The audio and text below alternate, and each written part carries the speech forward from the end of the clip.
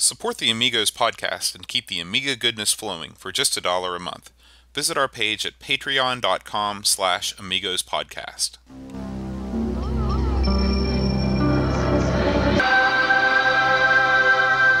Amiga, the first personal computer that gives you a creative edge.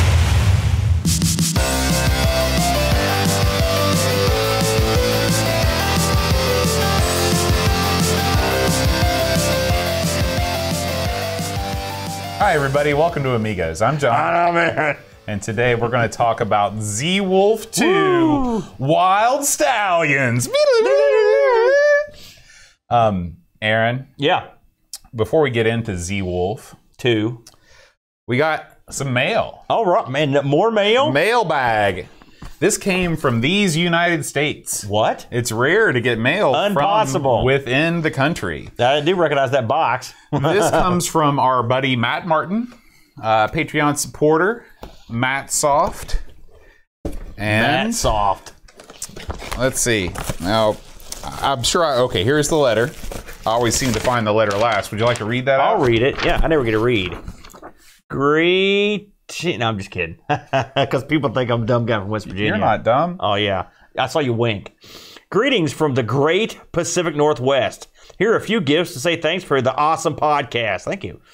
Over the past couple of years, I've been lucky enough to score a few Amiga hauls that have box software. Enclosed is an original. I'm not even going to read that part. I felt bad for both, only including Amiga, so I threw in a couple of nice arcade keychains that I picked up along the way. Thanks again for the weekly entertainment, and if you ever find yourself in Seattle, let me know. You have a few fans out here that would like to buy you a whiskey or two and talk Amiga. Hold the phone. Let's go. Sign Matt. Podcast over. I've never had the inkling to go to Seattle, but I'm changing my tune here all of a sudden. Land of eternal sunshine. Here we go, Aaron. I read that and I about died. Oh, look at that power monger. Now, it's funny that this would be in here because guess what? I used to actually own this. Really? Yes. Wow. I owned this, and there was another one I owned, and I never played it one time. In fact, the only time I played it was when we did on the show. Do you remember my Powermonger piece of trivia? I don't. I own Powermonger for the Samsung Mega Drive, the Korean version. Yeah, I do remember that.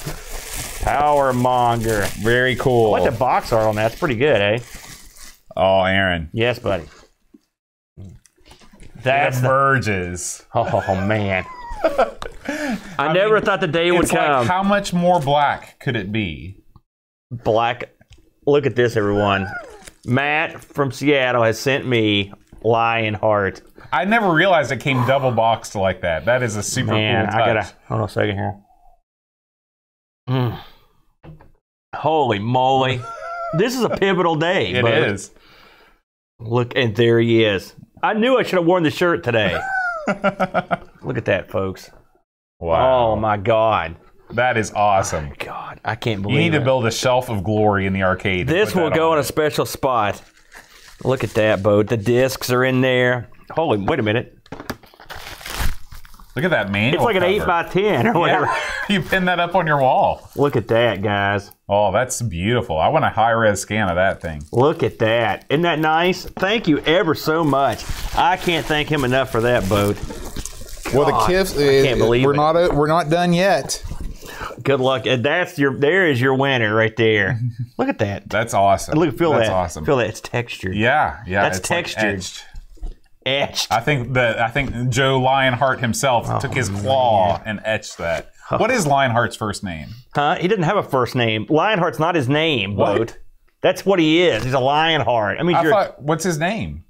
It doesn't matter. His name is whatever his sword tells you that day. He'll cut you if you don't call him whatever he wants. Okay. Look at this. Silent Service. Now, this is a submarine game. Yeah, you ever play this one? Oh, yeah. I love Silent Service. Now, as you know, simulators are not my bag, but this is one I played, and I also played 688 Attack Sub. Wow, that sticker is coming right off there. Gotta be careful on that. Yeah. This is a cool game. I remember one thing I remember about this is it has really good graphics. Mm-hmm. You've played this one, surely. I believe this on the NES. I played it on the NES. Yeah. Look at that. That is awesome. Thank you so much. Yeah, thank you. And how timely, because this being Thanksgiving month, I'll be forced to play Lionheart, Boat. It's going to kill you. Okay. I love it. And now That was awful nice, man. I really appreciate got that. the ends here. We've got some keychains. We got a Sega keychain there. And a SNK keychain. And a Capcom keychain. Oh, Aren't those nice? Yeah. That's some nice little swaggy type game. Let me see that. Look at that, Boat. Very cool. I will put that on my keychain post-haste. You'll be the belle of the ball. I will. And you know what did Capcom do for the Amiga that's considered one of the all-time great games? Castlevania? No. That was Konami. Street Fighter 2. Oh, Street Fighter 2. That's right. That's right. I love it. Okay. Those are awful nice metal, again, too, eh? Thank you, Matt. Direct from Seattle. Matt, this one's for you, buddy. Yeah, Thank you very much. absolutely. I can't believe that. Can you? I know. That's I wish awful. I could drink That's in your awful honor. nice. I've already downed my beverage. Man, people are going to be so jealous. Yeah. God. Yeah. God, that's awesome. All right. I'm going to set this right beside me so I can just kind of look over at it occasionally. Okay. If you want to leave Lionheart on the table, Well, you could. it'll tip over. This table's a little cockeyed. Oh, I tried setting it up, and it wasn't working for me. Okay. Yeah, this table is. That's awesome. Thank you, Matt. So, Aaron, I hear the train a coming. That's right, folks. It's the gamble train. Time to fire up the Amiga news of the week. I can't even talk to you. Okay, so there wasn't a ton of news this week, but there are some things that need discussing. Important things. So I'm ready to hear them. now, me and Bo talked about this before we went live on the air. Well, actually, we were live, but weren't taping. Something happened that's sort of important this week. I'll read it as I posted it. Don't oversell it, Aaron. I read it as I posted it. A banner day in Amiga land, a day I never thought I'd see. It's the standalone Vampire 4 booting for the first time. Rejoice, true believers, a new Amiga is born. Wow. Now, the very first reply to this was Jaroslav Kabara, and all he simply said was new hardware emulator. So instantly, I hadn't put that up on 10 minutes. The camaraderie among Amiga fans continues to this day. So have you gotten to watch this yet, Boaster? No, I have Okay, not so seen what this you're yet. looking at here is the standalone Vampire. That's it right there, that little board. And what it's doing is booting up to Workbench eventually. What do you think about this? Well, to me, like if you just showed me that, Yeah. how is this any different than a Myst, or any of the FPGA things? I can't say one way or the other. Yeah. So unless this thing is cheaper than a Myst, this guy should have gotten a helper to help him with this video. Well, he's doing his best. Unless, I guess maybe the thing about it is that it somehow fits securely inside an existing Amiga shell. Does that look like it would fit securely inside an existing Amiga shell? It looks like a slightly larger version of the Raspberry Pi. Yeah. So, or if this thing is markedly cheaper than the Myst or one of those FPGA boards, which I don't think it's going to be, I don't see the reason. So for you're it. with I'm with the fella with here. Nabokov Yeah. over there. So listen, I think this is important, and I'll tell you why. Okay. Let's leave the new model Amigas out of the equation for a minute because I'm not full with them. I don't know their status of those. Okay. We shan't see an Amiga 4100, let's say. What you could see, though, are these little boards, and these could conceivably be called a new Amiga if someone was so inclined. This could conceivably bridge the gap between the old and the new. It plays the old stuff, but it's fast enough to play new stuff. Okay. And Boat reminded me that this subject's been beaten to death. So we're not going to go down to the debate between is it a Vampire, a real Amiga, or whatnot. One thing's for sure, this is not a real Amiga. This is something else. Now, could this be considered an Amiga? It's made to play Amiga stuff. It's made to do nothing but do Amiga stuff. You can decide. But I thought it was pretty interesting. I think it's sort of, we both talked about the possibility of a standalone Amiga and what that would mean. To me, a standalone Amiga provide that it does a good job and does everything it should, is important. These can be made, they can be mass produced, they can be made cheaply, they can be distributed to people that want an Amiga but can't possibly afford the original hardware. So that analogy breaks down when this thing costs 2 or 3 times the amount of the original hardware. Well, no, it's not going to cost that much. I can tell you that right now. My guess, just off the top of my head, I'm guessing something like this, just the board. The high end, I think, would be £399. That's the low end, $299. But keep in mind, you could not buy the Amiga classic hardware equivalent of this for that price. There's no way. And we all know that the original hardware is going through the roof. And once you've got the original hardware, then you've got to buy the crap to make it better. You got to get accelerators and whatnot. So this could be, and if they produce enough of these in mass, again, this is real speculation here. You could have something that you could probably pump out for a decent price, and people will get to play their Amiga stuff. Presumably, you could hook up a Amiga hardware to it. All right, I think that's part of it, which I don't think you can. I don't know if you can do that with the Mist. I mean, I don't know if you can do it with this. I don't know. To be honest with you, either. It looked to be, but it's something. So I've reported it. Let the debate begin. Trust me, the debate's already began because people are. I read the YouTube on this and the Facebook, and people are freaking losing their minds. It's the same old sorry tale. And so I'm going to use it to dovetail into my next story. Okay. And we're going to skip ahead a little bit because this dovetails in nicely. So I just said that a lot of people were not happy or were angry or acted crazy about this. So let's keep going here. In the same vein of wackiness, remember a couple weeks ago we reported on the Amiga OS 3.1.4 update. I do remember that. Well, guess what? You can no longer get the 3.04 update legally. Why? Well, there's a lawsuit going on between I don't know, Hyperion, Calanto, Amiga, all these groups that are vying, they're jostling for position or whatever. I don't care. I'm not going to give this the time of day. But this crap, fighting over scraps, right, which is in essence what we're looking at here. Right. I mean, it's so tiresome. That's the way we're in a litigious society. I feel like we've already had this discussion when they did the last blocky, but we're back at it. It's some tiresome, low-end garbage, all right? I don't care who's right or wrong, to be honest with you. You're fighting over scraps. Figure it out, I guess is what I'm saying. It makes me ill. You know, everyone fights too much about this stuff. Can't we just... You should walk up and hug your Amiga. You should not have to worry about this other crap. Well, I think everybody, all parties involved, aside from the users, and even including the users, have made some sort of monetary investment.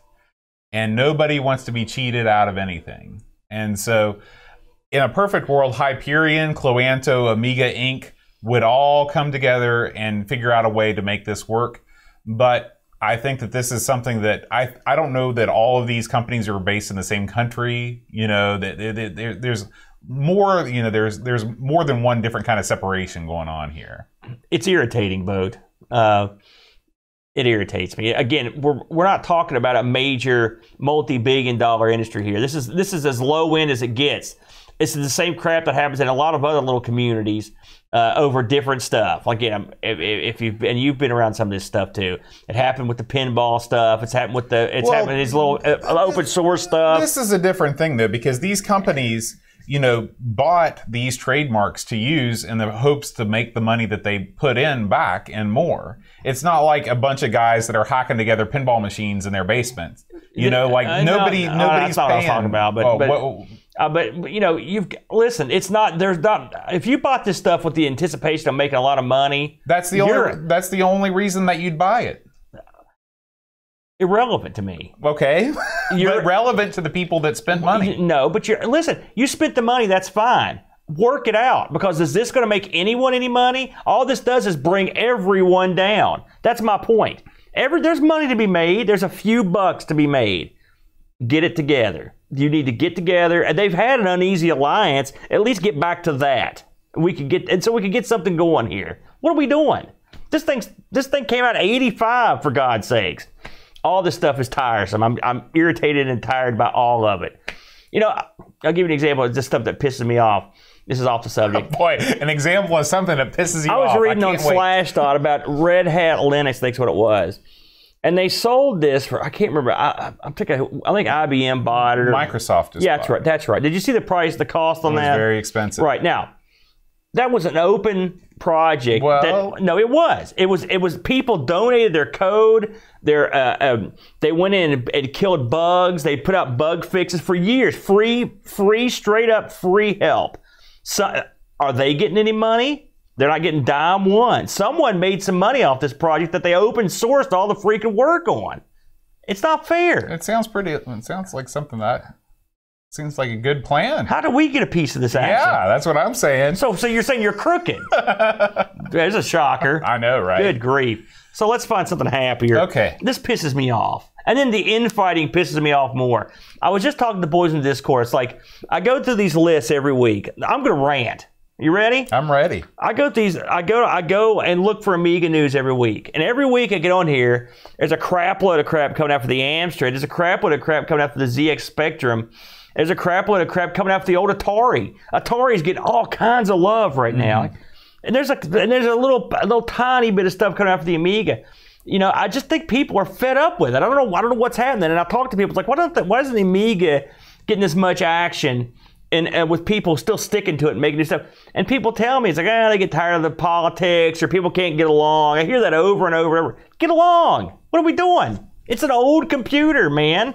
I'm with you. Don't you do this for recreation? I think too many people turn recreation into occupation. I hate when people do that. Just enjoy it. You know, good Lord. And then some other crazy stuff I'm going to get into. But yeah, I'm done with that. Okay, moving along. So... Now, Bo, you put this up, and I did see this posted a couple places after you put it up, about this new game that's coming out. Called, was it Amish something or another? Mission Impossible. That's right, Mission. You want to go into this a little bit? So this is a new AGA game, okay? And so what you're doing is, remember that Stephen King story where all the tools and stuff came to life? What was the name of that movie? Maximum Overdrive. Maximum Overdrive. That's a great movie with a soundtrack by AC/DC. So this is sort of a Maximum Overdrive type deal where you play, I believe, an Amish man, right? And you're humanity's only hope to defend against these oncoming appliances. It makes sense because since the Amish don't have electricity, right? They would be spared. Yeah. So again, this is an AGA release only, but it does have different layouts. You can 1-button, 2-button, and CD32 support. So it looks pretty good, doesn't it? Yeah, if you've got an AGA Amiga or the equivalent emulation solution, check it out. Have you seen Maximum Overdrive before? Does that sound like a movie I would see? What do you mean? It's not that bad. There's like a lawnmower that runs over a guy and his guts spill out all over the place. It does not. It doesn't show his guts. In my mind, it just shows blood or something. Listen, there's a great bit in that movie where this guy goes out to get a soda pop, right? And it takes his money. So he starts kicking the crap out of this machine, right? And it shoots a soda pop into his crotch. Oh, and then you don't want that. He gets doubled over and it pops him right in the face. And so these kids, there's a baseball team behind him, and it just starts shooting pops and killing these kids with soda pops left and right. Wow. It's hilarious. But the famous truck in that movie has a big Green Goblin, the comic book Green Goblin. His face is on it, right? I went to a horror convention, and that because at the end of the movie the truck gets blown up and that face gets blown up. Some dude had reconstructed the original face and he had it on display and you could pay to get your picture taken with it. Wow. Did you pay to get your picture taken with it? No. I didn't. I didn't do it. But still, it's kind of neat. It is kind of neat. That's a tie-in. Was that at ShakaCon? No, that was at Scarefest is where I saw that. They have Christine there too. Remember Christine? Speaking of Stephen King. Is that a? Oh yeah, that's the car. Is that a Stephen King too? Yeah, that's a very prolific Stephen King. Are you kidding me? The guy. The guy never stops. So here's another game. It's funny. I just said, "Boy, where are all the games?" Now there's games aplenty. It worked. I posted like 4 new games. My rant worked. It was perfect. Perfect. So timing. I just saw this one today. I didn't get a chance to look at it. It's called Tronic Kids. It's from the Amiga Factory outfit, and it looks so cute. What do you know about this one, Bo? Have you looked into this one at all? So I remember looking at this briefly. I think that this is a puzzle platformer type deal. Oh, look at this! You've got Amiga. You got the Lemmings guys up there on the Amiga factory logo. Yeah. It looks like you're walking around these different rooms. You're collecting treasures. You're avoiding enemies. Sort of your there is an element. Oh yeah, I did read about this. There's an element of Load Runner to it, where you're putting out holes. This is kind of like Hyper Load Runner, really, because it's set in that more 3D It looks like world. if Load Runner had a baby with Keystone Caper. Or Bomberman. I mean, is your guy? What is your guy's? Oh, I thought it was a cop hat. No, it's a biker hat. Yeah. Just ignore everything I say. But yeah, Tronic Kids. It looks pretty good, doesn't it? Yeah, we thank Indie Retro News for bringing that to our Now attention. this one you need 2 meg. 2 meg. But that, a lot of people have that. That's not too bad. That's nothing these days. Yeah. So that looks pretty good. Yeah, I like cool. that. I like that, man. All right, moving along. So what we got here, and this is funny, hot breaking action straight from the Discord before the show. Chris P-C64. This was on the YouTube chat, not the. Discord. I thought he posted it in Discord and we went to it. Okay, well, what do I know? So you've got the ZZ9000 for Amiga pre-order. Yeah. Let's look at this card, Bo, and see what it does. Now I know Retro Hour host Ravi Abbott is very excited about this. This is what he was talking about in Discord. I do vaguely recall that. So let's see what this thing does here. Boy, God, look at all this crap. I'm not going to get into all the tons of stuff. It's got this thing. It's a video card. Yeah. So this basically gives you a lot of the same sort of modern conveniences, or mod cons, as they call them across the pond. That's what they call them. Mod cons. I heard that for coms? the first time the other day. I was watching some British property show because that's how I live my life. And they were like, it's got all the mod cons. I've never heard of that. And at first I was thinking about like a mod, like are you a mod or a rocker? But like a conservative mod. So you're several decades back on your British lingo. Yeah. So this it gives you the full 1080p resolution, including the 8-bit 256 color chunky mode. It gives you more RAM. It's got an A9 coprocessor to offload computing tasks.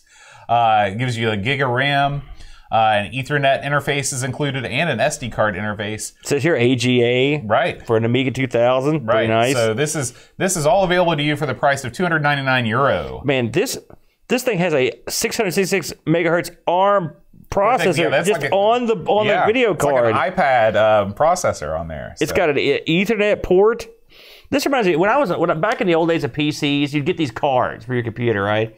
And like, let's say you wanted a sound card, for example. Well, you get a sound card, but it would also come with a bunch of other crap smashed onto the board. It might have a couple serial ports. It might have a game port. It'd have a bunch of crap on one card. Or if you wanted you never just got like a serial port. It'd have like 2 serial ports and a parallel port and a game port. So that's what they're doing now. It's the modern version. It's like, well, let's put a Ethernet port on this video card and a SD card reader. With just everything. Just pile a bunch of crazy crap on there and see what happens.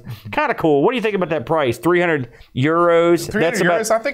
I don't know how we're trading. I think this it's about week. $315, $320. So we're pretty close. The dollar are pretty close. So. Let's talk about Miss Mad Lemon. Ooh, okay. Are you familiar with Miss Mad Lemon? I am. We've mentioned her a few times. She's a lovely girl who does various Amiga gimmicks. Yes. She's quite popular. Yes. And I'll watch some of her stuff. But this week she installed she got an Amiga 600 Vampire and the Amiga 3.1.4 just under the wire. And so this is just her sticking it together. Mm-hmm. That's all there is to it. It's simple stuff. She's a delicate flower of a lady in a sea full of sweaty, bald people like ourselves. So good for her. The Dreamcatcher. Now this is timely since we're just talking about the Green Goblin, although he's not in this game. But it's still that was Dreamcatcher's nickname. It's a Marvel. Yeah, we call him the Green Goblin. So I love these old Marvel games because they're always absolute poo. Now, I did an Amigos Plays on this game. You and Chad did it, and I watched that, and I have played this game. So this is one of the few times that I'm familiar with it. And so DK does a go through on the old Dr. Doom's Revenge. Now you've got who do you got in this? You got Dr. Doom, of course. You got Spidey. Now is Dr. Doom ostensibly the villain of Captain America in the comic books? Not really. Actually, Dr. Doom's sort of a catch-all villain. He's the he's so villainous and vile and evil that he could work several heroes in different comics. Okay, so first and foremost, Dr. Doom is the Fantastic Four's arch nemesis, right? Victor Von Doom, that's his name. Believe it or not. DVD. When your name is Victor Von Doom, that sort of writes the future for He you. was quoted in that Boys to Men song. He was? What did he say? Boys to Men, ABC, VVD, the East Coast family. I don't know what any of that means. You never... Oh, okay. I think they're big fans. I doubt it. Boys to Men. I think they're big fans of, like, making fries. So I haven't seen those guys for years. They sang the national anthem at a minor league game one It time? might have been the Appalachian Power, but... So, Dr. Doom, though, he's a big deal. Okay. Then you got Captain America. Captain America's arch villain is the Red Skull. That's generally who he fights, right? Or some other Nazi types or whatever. Spider-Man, he's got a rogues gallery as long as you could think of. He's got everybody. You know, Dr. Octopus, Green Goblin, Hobgoblin, Venom, Carnage. Wait a minute. Green Goblin and Hobgoblin? Two different guys. That's right, yeah. You'd have to get into it. Okay. But anyway, this is a game where you get to play with these heroes and then suck with him because it doesn't go well for you, does it, Bode? No. It's ugly in there. But anyway, DK, his own usual hilarious self. It's definitely worth checking out. Let me see if I got anything else here. Any consequence? Let's see. No. Oh yeah. I guess I'll just talk about. This week's ARG Presents. Me and the Zeus got down and funky with Williams arcade games on the past episode, and I took a look at the classic Sinistar. Everybody loves Sinistar, right? Brent, on the other hand, being the Brent, had to find this game that no one's played called Mystic Marathon. You ever heard of this one? I've never heard of this, but I strangely wanted to really play it after listening to this episode. It is an odd game. Let's just put it that way. I mean, it's real open end. Yeah. I mean, you can just very strange. You can see it. We're watching the video here. It just looks like there's a herd of midgets. And the best part of this whole show is Brent justifying that these gods race imps. That's what we do. We race imps and we bet on the winner. That's what Brent would make an excellent Greek god. He would. Except for the physique, and otherwise he's dead on. Greek god of bums. But anyway, so if you're into the whole ARG thing, now this coming week on a very special ARG. In fact, we're so special we haven't filmed it yet. We're filming it Sunday. We're going to be taking a look. Well, it'll already be Sunday by the time that they've heard this. That's true. We're going to be taking a look at games on a platform that I have no familiarity with, which is the Macintosh platform. And we've picked out a couple games that I hope are crowd pleasing, but who the hell knows? I don't know. I think people like them. Well, we've thrown out a couple game names on the Discord. I think we might have hit on a couple. Yeah. I'm really looking forward, being a classic Mac fan myself, and owner of a classic Mac with the expensive add-on that lets me play stuff that I download from the internet illegally.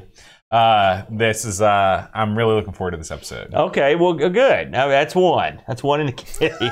These ARG episodes, the viewership is up and down like a yo-yo. You just never know what's going to stick. You never know. There you go. That's all I got, Bo. All right. It's time, Aaron, to talk about this week's game, Zeewolf 2 Wild Justice. Zeewolf is coming. That's right. That's right. Remember that? You ever watch that G.I. Joe with Zeewolf? Is that the one where the sailor lost his memory? No. This guy keeps walking around to the G.I. Joe. They're at the compound. He goes, Zeewolf is coming. Zeewolf.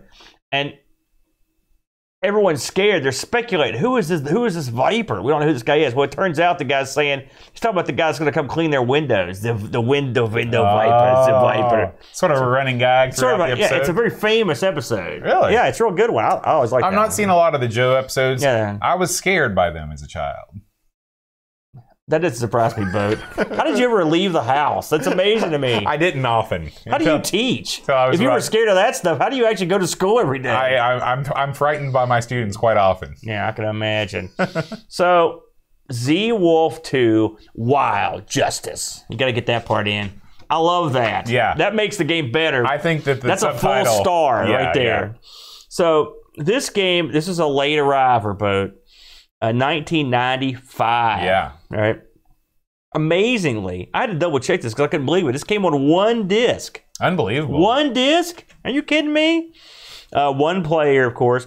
Now, this was developed by an outfit called Binary Asylum. And I had a look at these guys. Let me dig up my info on these guys. So, Binary Asylum, they're UK-based, which that's always something I'll look for. And they only did really three Amiga games, basically. They did Zeewolf and Zeewolf 2, and then there was another one that I couldn't tell if they did it or not, so I didn't even put it on there. But basically, Zeewolf was their baby. So, it was consisted of a fellow named Bob Wade, Andy Wilton, and Andy Smith, a couple of Andys, and they were from Bath, Southwest England. Yeah. Have you ever been to Bath, Bo? I never went that far south. Okay. You know why they call it Bath? I don't. Is this going to be something that's going to get us in trouble? No. Okay. That's where all the Roman baths are. No kidding. Yeah. So it is Bath. Yeah. I would never. I work in Bath County, but I don't think that's why it's there. Oh, I was going to say, did they pronounce it differently? How else could you pronounce Bath? I don't know how people in Kentucky work. That's not the way to pronounce it. But I wish it was. So I read an interview with this guy, Bob Wade, and it's interesting. So they said these games did very well for them when they were released. Zeewolf, they were well received, and of course there was no texture mapping or anything fancy, but they did a good job with polygons, and he's very proud of the spears, which we'll get into in a moment. The problem was in '95 the Amiga market was tankaroo, was going down. And they knew they were tankaroo, and so they ended up switching to start designing games on the PC. But they figured out that they weren't very good at designing games on the PC. Now, as far as I can tell, something happened. I think they were contacted by an outfit called New Worlds with some sort of Star Trek property. I had trouble. I looked. I couldn't find much about it. Anyway, long story short, the last appearance they made was in '98, and they had some sort of Enterprise-type starship flyover on display at this con thing, and then they did it at '99, and then they went out of business. So I guess that's pretty much the end of them. Oh. So and then all the employees just went to do other stuff. But they were proud of what they did with Zeewolf and Zeewolf 2. And again, if you look down the list of who worked on this, very few of them did anything else. One of the coders, his name's Nick Vincent. He did a bunch of games I've never heard of: Line of Fire, Motorbike Madness, Rotox, Vector Ball. I never heard of that stuff. These all sound like awesome games. But there's one guy who I've heard of, Alistair Brimble. We've heard of him, haven't we? Magician at the piano keyboard. Amongst his claims to fame, he did Alien Breed series, Agony. They did some of the Dizzy games, Body Blow series, and of course Super Frog. Mm-hmm. So, which we did all agree that with the Super Frog music was very amusing. Good. Yeah. So, of course, this is the sequel to Zeewolf 1. Now, Bode, I got to ask you, did you have a go at Zeewolf 1? You know, I meant to, and I never did. Did you play it? I had a cup of coffee with it, and it's very similar to Zeewolf 2. I mean, it looks pretty much. I mean, it's Zeewolf 2. It looks better. There's more. The shapes are different. The buildings look a little more refined. But I mean, it's mostly the same sort of game. So, with that in mind, let's talk about the game itself, Bo. Why don't you describe the game? Okay. So this is a open world, 3-dimensional, polygonal helicopter shoot 'em up. You're presented with a series of missions, and you basically are put in the cockpit of this helicopter, and you buzz around and you blow stuff up. You rescue your own guys, take them home. You pick up different craft with your winch and land it in different places. And you can even take control of other vehicles using an infrared remote control system that you land your helicopter and connect to this thing, and then all of a sudden you're driving around something else. That is the game in a nutshell.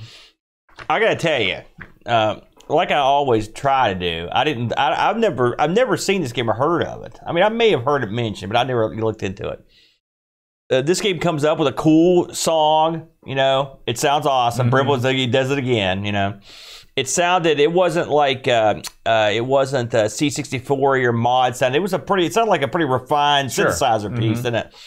And then the game starts up. I mean, it's a pretty no frills, and then it comes up. It gives you your mission, and I couldn't believe how nice the 3D polygons. I mean, it was rendered quite well. Now, so let's go ahead and get the bad stuff out of the way here. The amount of rendering this does is small. I mean, it when it renders the landscape, you don't see forever. The draw distance is unbelievably short. Right. So you're able to see probably, you know, if your ship is 1 square wide, you can see like probably the first 10 squares ahead of you and behind, you know, in all 4 cardinal directions. Right.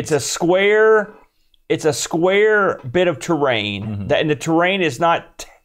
It's not textured, but it is colored in boxes in a way to give it texture. Yeah, and there is height in the texture. It's not a completely flat world. Right. So when they say there's no texture mapping, that's true, but it's not just like you're flying over a void. Absolutely. Okay. And so what they're able to do with this, the math in this game is actually quite remarkable. Now, I'm not going to sit here and tell you that I got in the helicopter and flew around like a maniac and had no trouble and could see everything with no problem. Having a very limited view space is a major league hassle. I don't know if it's because it's not because we're spoiled. It's just it helps when you can see what's coming or where you've been.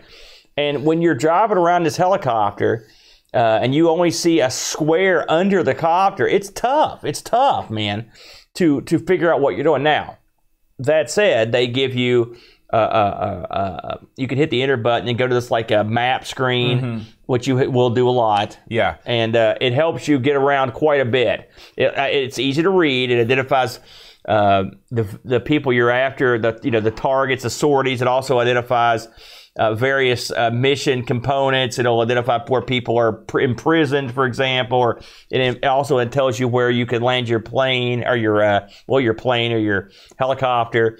It has all those points and very easy to understand. It's a very simple but effective map. I had no problem with that. Right.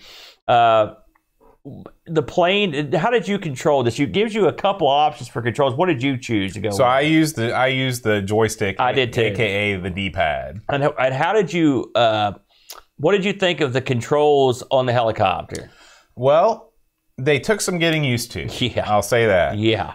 You're used to being able in a game like this to have full. Like, I guess this is a game that really screams for like tank controls, where you've got a stick that moves you up and down vertically and also another stick that moves you horizontally. Unfortunately, because you've only got one stick, they combine, you can never really gain or lose altitude on purpose.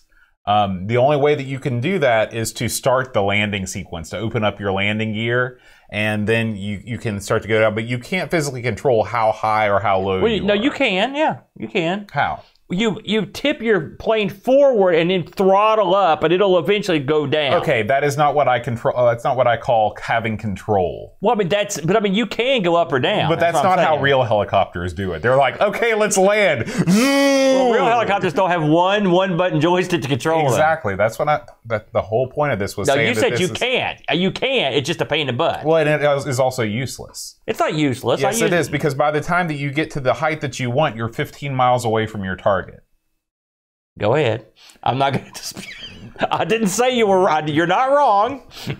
So, the biggest problem that I had with the game was lining up my shots. Yes. The game does throw you a bone. When you are sort of in like the vicinity of a bad guy, it'll hone your shots in, so you don't have to be right on the mark. However, once you get past that invisible sphere of auto aim, boom, your bullets veer back off again, and you've got to make another approach. You've got to have that bone, or you're boned. Yeah. So another problem with this game is that you can't come to a complete stop using normal means. Like if you just let go of the joystick, you'll eventually start to drift more slowly, but there's no way that you can just stop on a dime. The only way that you can do this is if you cheat and you hit the G key, which lowers your landing gear, and that will bring you to a complete stop. Then you hit G again to raise it back up, and then you can start again from that complete stop. The G key's vital. That's less than ideal. The control in this was challenging. Yes. How about that? I played this through a couple of play sessions this week, and I will say, the first time I played it, well, every time I was in a dire situation, I was an idiot. My chopper was just, go Airwolf. I wasn't. It was crazy because I would get panicked and and it's hard to do in a panic. However, I noticed the second time I started, I could get around a lot better. I could steer okay. I was getting better. I think you could get used to this after a while, but it's not ideal. The natural thing to compare this thing to is like a Desert Strike or something. But the difference is, in that game, you really don't use altitude is not as big a component as it is in this. I mean, to their credit, you're flying a proper chopper. I mean, you can go up and down. Yeah. You can theoretically you can hover. You can spin around. Stuff like that. And so to try to incorporate all those controls onto one stick was a chore. Now I never tried stupidly because I forgot it was there because I always use save states, but I never really got to try the mouse and keyboard thing. And I know some people prefer it, so probably in the future I'll give that one a whirl. But for a joystick, eventually I got to the point where I could get around okay.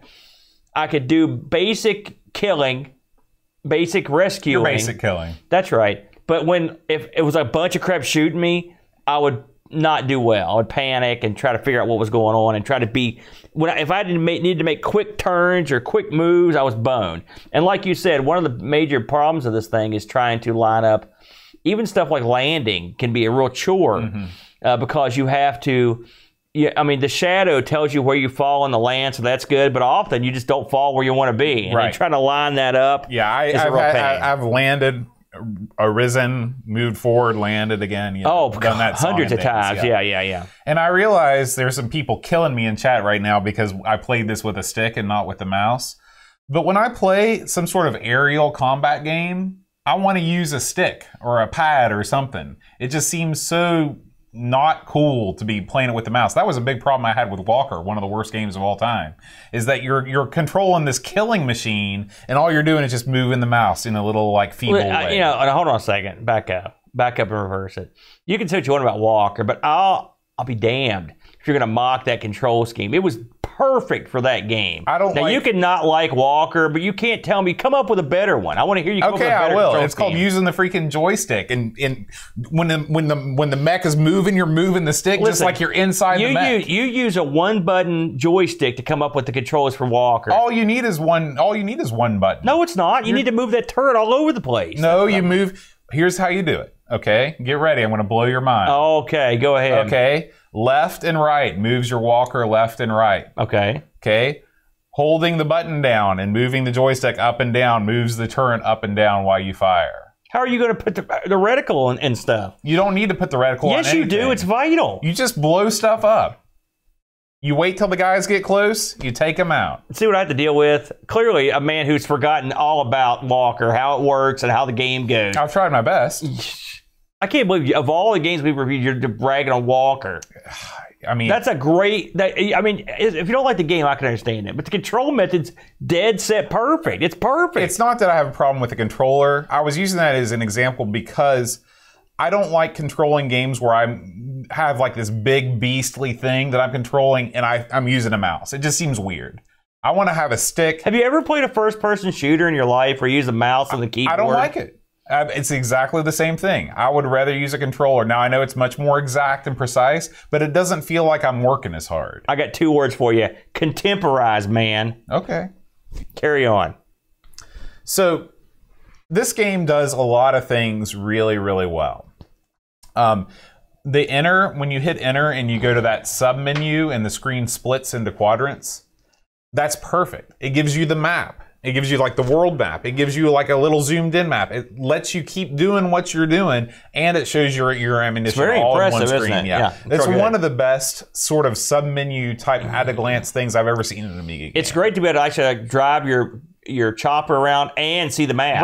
Right. It's good. great. Yeah, it works good. This game is like you were talking about earlier. The frame rate is very impressive. Everything happens very smoothly. I don't know how well this game would perform if you weren't using a jacked up Amiga. You know, if you were just using. I played it on the 1200, and I also played it. I emulated like a faster Amiga, and there was a difference, but I mean, it was real. It worked. It played fine, and I've read that it plays quite nice on a 500 too. Now, apparently, the first one does not, and I did not emulate a 500 to try the first one, but on the 1200, it played fine. I had no problem. And I thought, even though these are very simple, polygonal graphics, the way the little touches, like the way that they made the land rise and fall, is really cool. The way that they made, you've got like this little world that you're exploring where you fly around the world and things loop back. I mean, I just thought that was kind of weird. Yeah, well, it's a very small world. Well, I mean, I'm just saying, I expected to. I was like, I'll see how far I can go, and then it's like Pac-Man. You come out the other side. Right. So the one thing that I never got a handle on was how money is used in the game.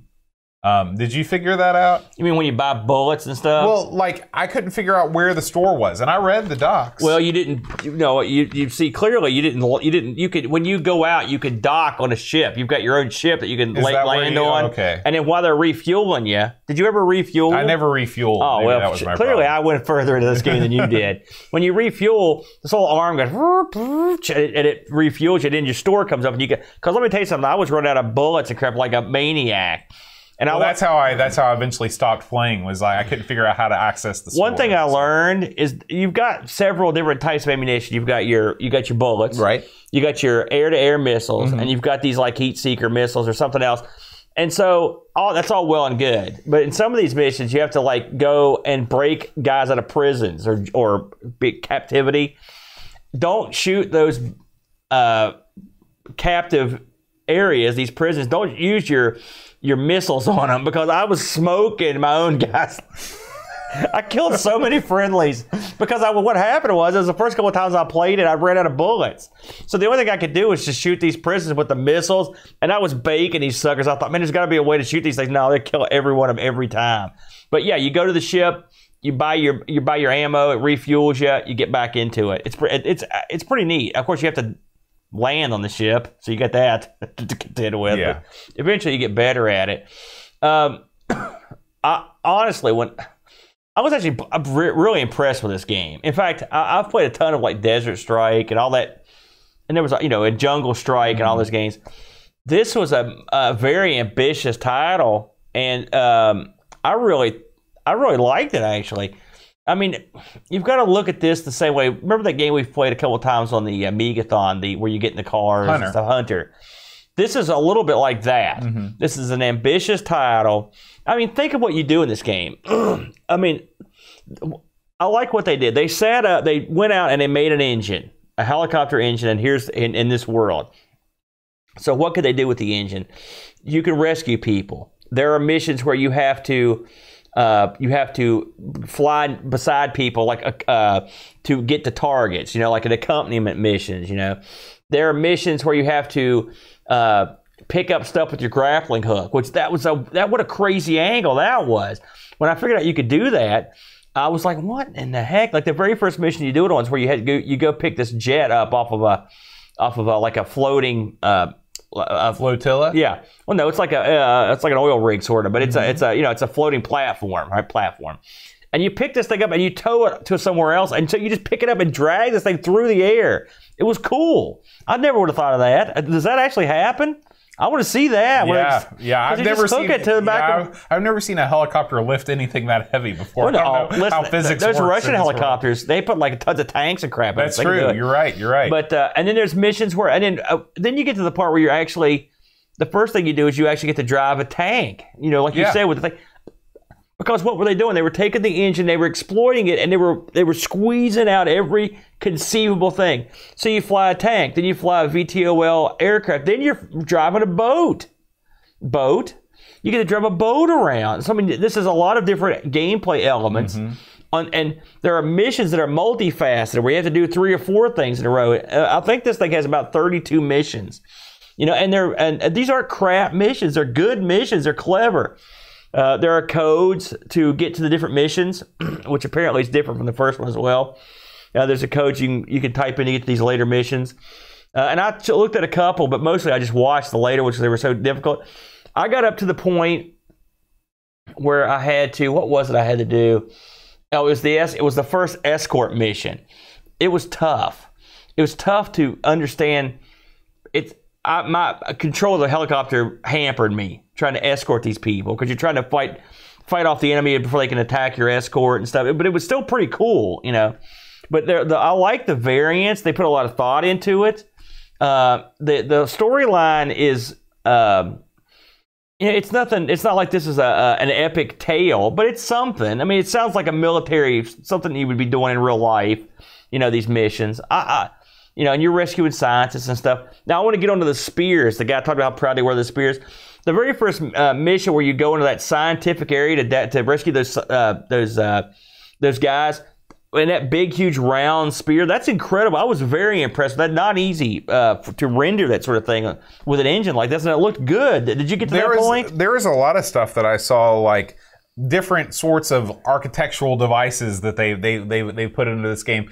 And like I said, this is something they totally didn't have to do. You know, it's clear that this game was a labor. I can't imagine.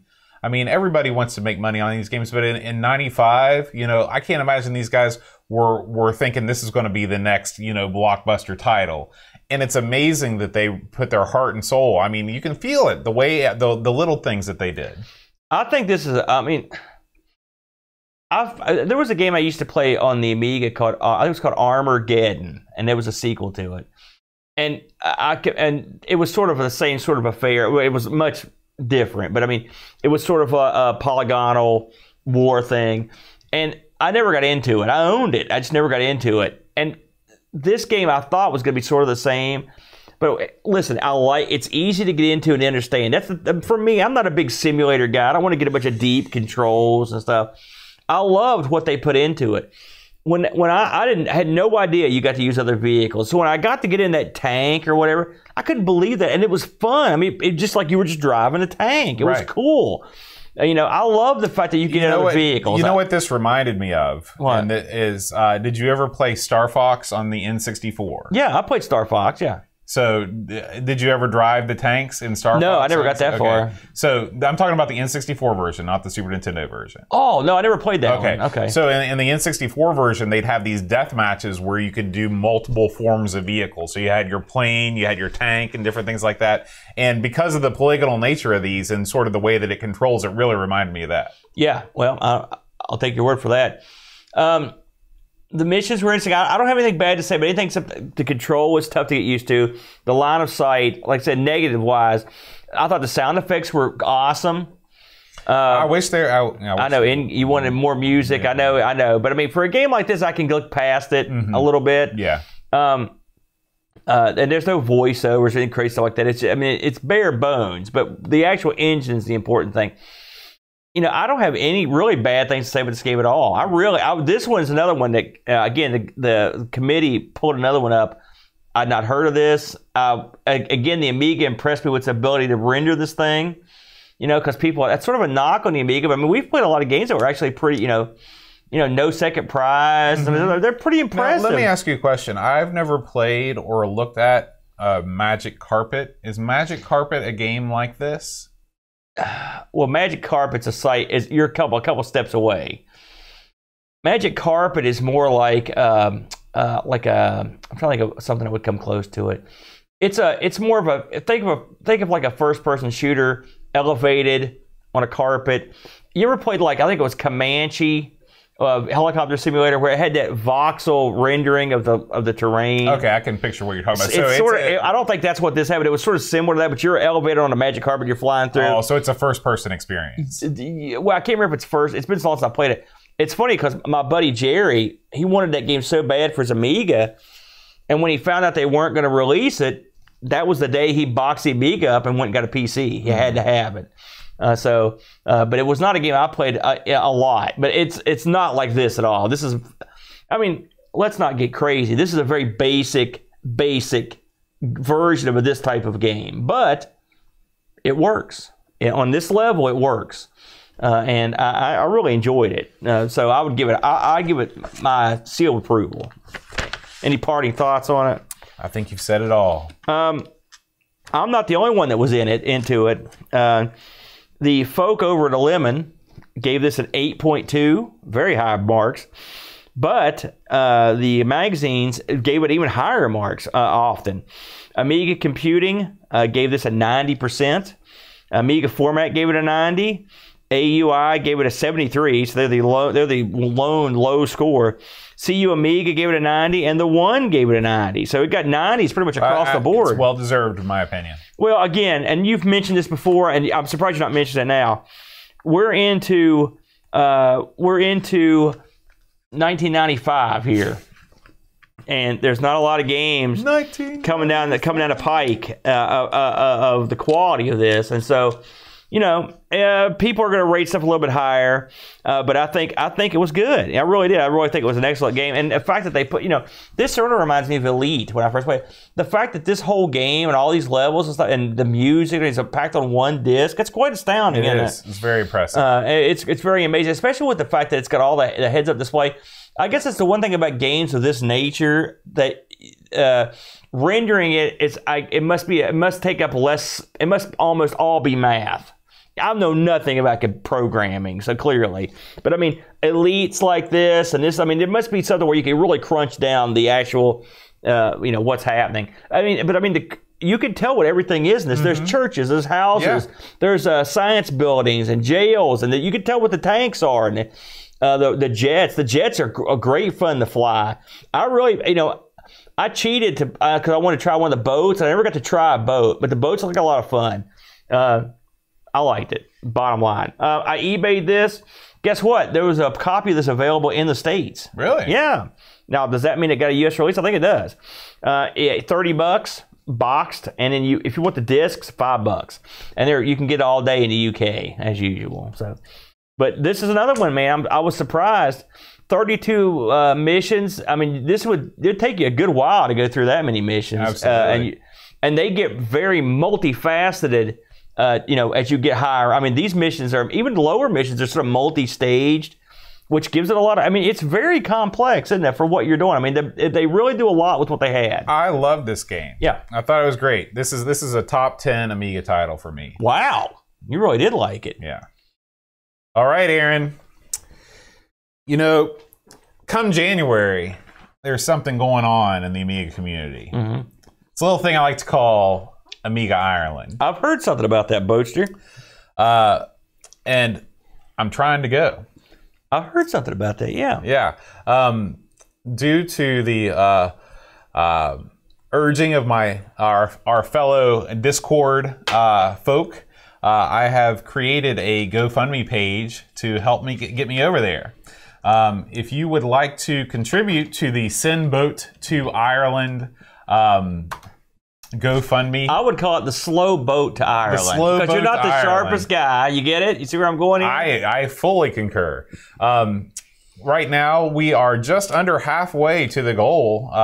Thank you to everyone who's donated so far. Edvin Helland and Paul Harrington, Daniel Ryan, and Anonymous. I've heard of him. So he's from parts unknown. Yeah, if you would like to help get me over there and discover the wonders of Ireland, I'm hoping to take a ton of video and do a bunch of blogs or vlogs, I guess is what they're called, and interview a bunch of folks. There's going to be tons of people from the Amiga community there. You're very lucky because you're going to get to meet a lot of the people that we talk to all the time. Yeah, and I'm very jealous. Yeah, so I'm really hoping that this all comes together. And so if you want to toss a couple bucks my way, it would be much appreciated. Absolutely. All right, Aaron. Last week, the Patreon song winners. Even I got this one. Okay, do you remember what it was? I don't remember what it was, but I knew I got it. Scooby-Doo. That's right, The theme from Scooby-Doo. So, because of your outcry last week, I will no longer require you to state a funky fact. Thank you. I will come up with something for the winners. So for this week, thanks to Chris Folds, we're going to give these winners a Fonzie. Hey! Okay, so here are the winners. Duncan Styles, Paul Kitching, and Tapes from the Crypt. That's all that got it? That's all. Hey! And I'll have a drink on your behalf. Salute. That's what we should do. Every time you have winners, I will take the amount of shots up to the amount of winners. Oh, I like it. I like it. That could be bad for me. Don't do Baba Black Sheep or something real simple. I'll be screwed. Happy birthday song. Okay, so this week, Aaron, there's a new song. If you know the song, you can send me an email. Sing along. John@amigospodcast.com. And if you're the winner, then Aaron was going to do something completely insane next week in your honor. Yeah. So here we go. I had to work on my flexibility. Robert Edgerton, Simon Rose, Joseph Harrison, Kyle Eder, Robbo, Herod, Howard, Nims, Matthew, Lara, Moore, Andy Craig, Shanzo, Darren, Loho, Max, Colin 419, Bartlett, Roland, Burke, Andrew Monks, Joe the Zombie, John Cook, Dan Ross, Leaf Kellon, Alan Kebab, Chicote, Level Lord, John Marshall, Matthew Perrone, Ricky DeRusher, Creepy Dead Boy, Figgy CTZ, The Slow Norris, Stefan Sorgon Mortensen, Evan Halan, Blender 75, Christopher Hassel, Abby Abbott, Chris Foltz, Dreamcatcher, Lauren Jaharu, Graham Vepke, Brent Dowdy, Lane Dinson, Adabatis, Bill O'Brien's Retro Vintage, Gary Huckasy, Brian Jones, Paul Harrington, Duncan Styles, Alec Kebab, Anthony Jarvis, Tapes from the Crib, Josh Nan, Adam Bradley, Jonas Rulo, THG, Eric Nelson, Kim Tommy Humberstad, Daniel Bingston, Brutal Barracuda, Darren Coles, Jason Wands, Pixels at Dawn, Kyob, your barman. I ran out of names. I saw that, yeah. I like it. Were you inspired by 2 weeks ago's ARG Presents when you sang that song? I won't forget what Yoda said. Yeah. Oh, Yoda. Okay, my bad. So, man, what a performance that was. Well, thank you. Thank you. I know that you look forward to these. Why do you think I poured me another one right before this? Aaron, next week, the game that we are going to play is so epic, so unbelievable, so mind-blowing. That you don't know what it is, do you? That I look it up. I had to look it up. Next week's game, Aaron, this sums up your performance in that song right there. Chosen for us by the illustrious, industrious Amigos Game Selection Committee. Yeah. Out to lunch. I have no idea what this is. Me neither. Me neither. Although, didn't you say something about food-based games are always top shelf? I've always said that. Yeah. Food fight, burger time. Yeah. No one can stop name Mr. some Domino. more. Keep going. Oh, that's What's not the a food in that? Like Domino's Pizza. Can you name any other food-based games? That's two. Well, 2 for 2. Those are both great. You can't think of a single other food-based game. Well, I mean, no. What about the Ice Cream Factory, the sequel to Burger Time? Pepper 2? Pepper 2? Yeah, isn't that what it was called? I don't know. I just remember it was Ice Cream Factory. What else you got? Come on. Pie Factory level in Donkey Kong? It's not. You're not making pies. That's a cement level. Agree to disagree. You got nothing, do you? Yeah. Next week, I expect you to come back with a big list. We record this show every single week. As live as possible. You can tell that. At around 5:30. Now, the time changes are going to be weird. I think England is already changed, but we have not changed yet. People are in chat. We're talking about how it's different, but we are going to fall backward next week. So is England even later now or earlier now? It's hard to say. Why? You don't know? Because I don't know. Okay, there you go. Yeah. So, but I'd like to thank everybody. We had a huge group here in the YouTube chat today. We got Darren Coles, Pixels at Dawn, Amiga Bong, Henrik Anderson, Bombast Hyunhim, Paul H, Pixels at Dawn, Necronom, Pixel Vixen, Will Williams, Gary Graham. Gary Graham. I don't know what that means. No, Gary slash or comma. Slash is inappropriate. Gary, comma, Graham. Dan Ross was here. Chris PC64, free lunch. So thank you guys so much for Free hanging lunch. out. I like next week's show. Oh yeah, Yeah. He's all about it. It's his theme song, his theme game. Do you have a theme game? Theme game. I can't think of one. What would you give me? Lionheart. That's it then. What would you give me for my theme game? Oh boy. I had to think about that one for a while. But normally I'm very clever, but I got nothing. I like to think that it's that Japanese arcade game where you poke people in the posterior. You know what I'm talking about? Boonga Boonga. That would be your theme game. I'm not saying. Do I want to know why? No. Do I need to go down that road? Comes from my time spent in Korea, where that's a popular pastime among the young. I'm going to need a bottle over here, bud. Concho! You're too much. All right, guys. Thank you for watching. We will see you next week. Until then, adios.